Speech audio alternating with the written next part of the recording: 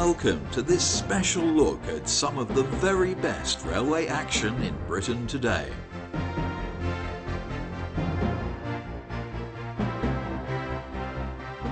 Britain's rail services are no longer state-owned, but are run by a series of private franchise holders, each of which have a set-term contract to provide passenger trains over an agreed route. Freight services are also now run by competing private companies.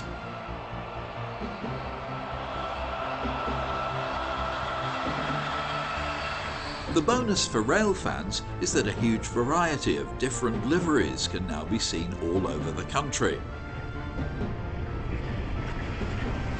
Another welcome feature of the current rail scene is the sheer volume of steam railways that can be found all over Britain, and during the course of this programme we'll be looking at some of the most popular lines.